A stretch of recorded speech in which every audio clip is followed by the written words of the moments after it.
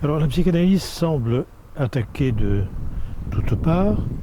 On peut se demander comment nous en sommes arrivés là, après une période d'élation, d'exaltation, de séduction que la psychanalyse a pu exercer dans les médias, dans l'opinion publique et dans les différentes sciences. Alors aujourd'hui on est attaqué très fortement. On voit bien comment, par exemple, Michel Onfray, qui a un peu un côté philosophie Nutella, il faut bien quand même aussi le dire, on voit bien comment Michel Onfray, par exemple, a pu avoir un petit succès de librairie sur les affabulations freudiennes en critiquant Freud, qui serait un abominable personnage, intéressé uniquement par l'argent, ayant inventé complètement ses cas, ayant tyrannisé ses patients et ses élèves, et au passage en ayant un petit peu bézouillé avec sa belle-sœur. Bon, il faut être sérieux.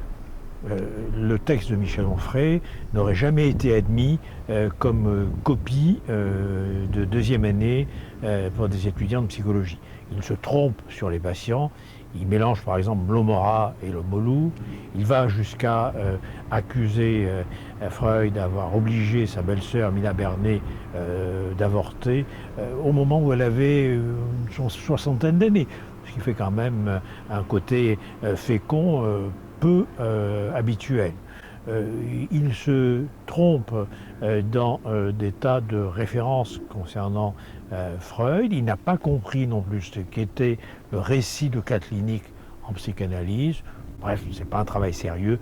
Je crois qu'il est inutile de perdre son temps là-dessus. Il s'agit d'un intellectuel qui n'est pas reconnu par ses pairs, mais uniquement porté par les médias, que les choses soient claires. Et cette reconnaissance qu'il a des médias lui rend d'autant plus nécessaire de médiatiser jusqu'à l'outrance et la simplification son discours.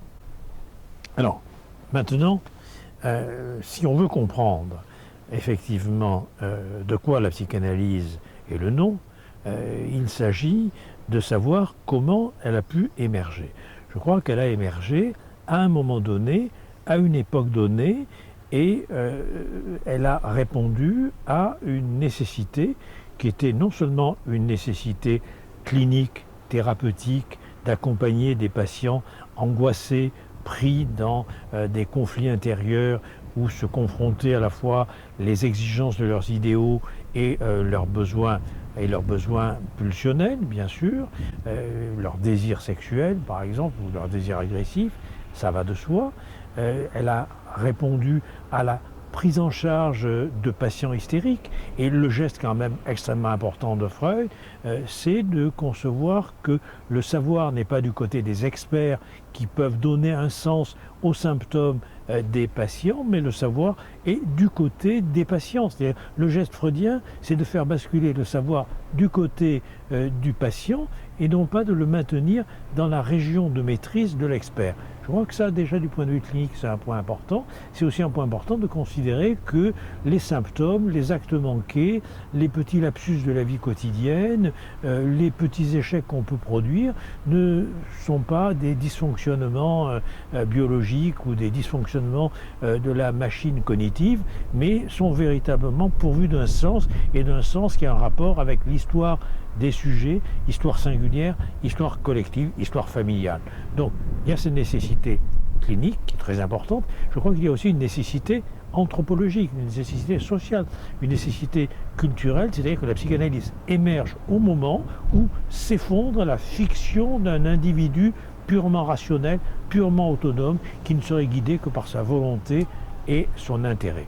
Ce point est très important. Je crois que d'ailleurs que dans cette découverte-là, Freud est déjà précédé par un certain nombre de personnalités scientifiques que nous avons un peu quelquefois minorées, comme Janet, par exemple. Janet, avec l'automatisme psychologique, reconnaît l'existence qu'à l'intérieur même du sujet, il y a plusieurs personnalités multiples, il y a des dédoublements, il y a de l'inconscient. Donc c'est un point très important, mais c'est aussi à la même période que Gustave Le Bon montre que le sujet humain, il n'est pas autodéterminé. Le sujet humain, il est pris dans la foule, il est pris dans la contagion par des émotions collectives. C'est à la même période que Gabriel Tarde insiste sur les lois d'imitation sociale, où on voit tout à fait, ça anticipe d'ailleurs René Girard d'une certaine manière, que le désir est mimétique, que le désir, il se fabrique à partir justement du jeu des identifications.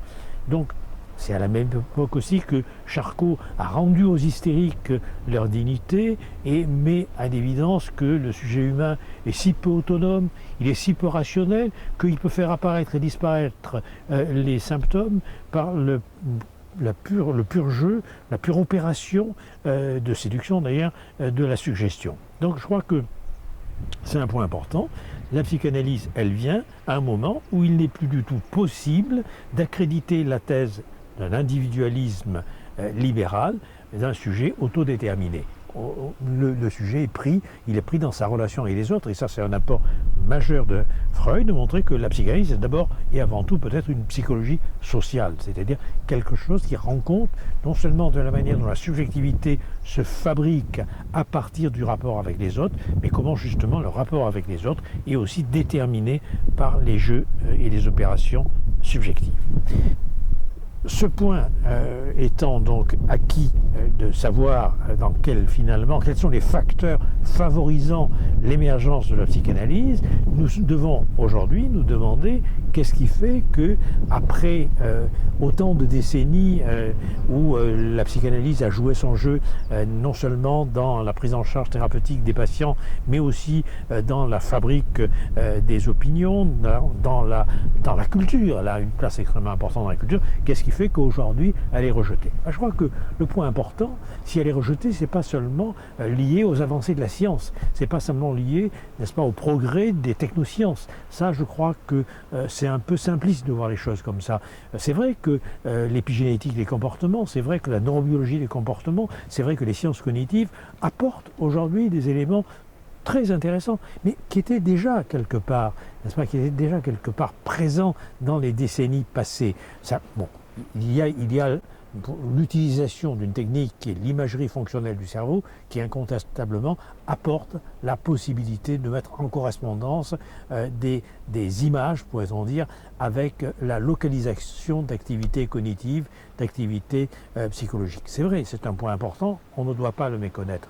Mais pour l'instant, tout cela est très intéressant du point de vue de la recherche, mais est-ce que ça a beaucoup apporté du point de vue de la thérapeutique?